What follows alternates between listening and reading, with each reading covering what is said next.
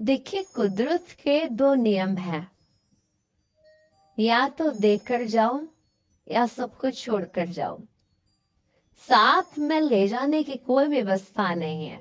आप कितना भी धन कमा लो, कितना भी नाम यश कमा लो, सब नहीं छोड़ के जाना। आप सोचो कि मैं साथ में लेके जा सकती हूँ, तो ऐसी कोई व्यवस्था नहीं है। दो ही ऑप्शन कुदरत ने हमारे सामने रखे हैं, देकर जाओ या छोड़ कर जाओ। या तो ये चुनो या ये चुनो, लेकिन आप साथ में कुछ लेके नहीं जा सकते। ये कुदरत का नियम है।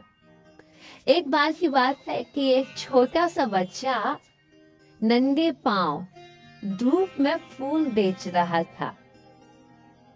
एक सज्जन की दृष्टि उस पर पड़ी। सज्जन ने देखा कि इसके पांव जल रहे हैं। मन में करुणा आ गई। वो पास ही की दुकान से उस बच्चे के लिए बूट खरीद के लेकर आए और उस बच्चे से कहा, बेटा तुम ये शू पहन लो, तुम्हारे पैर जल रहे होंगे। वो बच्चा खुशी से पागल हो गया और तुरंत शूज पहन लिए।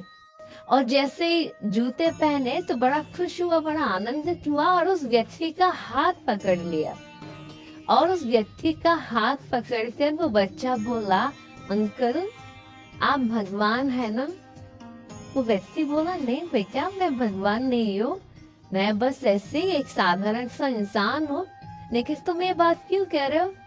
तो बच्चा बोला, अंकल फिर आप पक्का ना भगवान के दोस्त होंगे।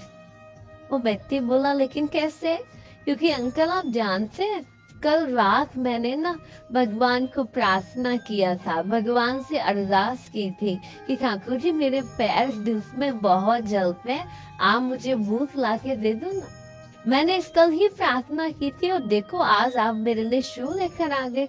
उस व्यक्ति की आंखों में ये सुनकर आंसू आ गए और उस व्यक्ति ने मन में सोचा कि देखो भगवान का दोस्त बनना ज्यादा मुश्किल नहीं है।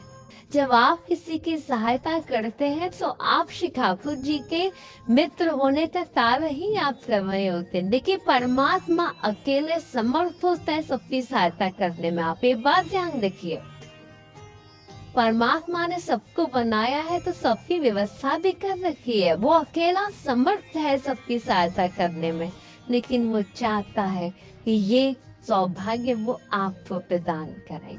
तो जब ऐसी स्थिति, ऐसी परिस्थिति आप देखें ना, तो कभी सहायता करने से पीछे ना हटे, क्योंकि जो दूसरों के काम आता है वो ठाकुर जी को बड़े प्यारे होते हैं, इसलिए हमेशा काम आए दूसरों के।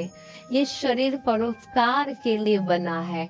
देखिए नदियां कभी अपना जल नहीं पीती हैं, वृक्ष कभी अपना फल नहीं खाते।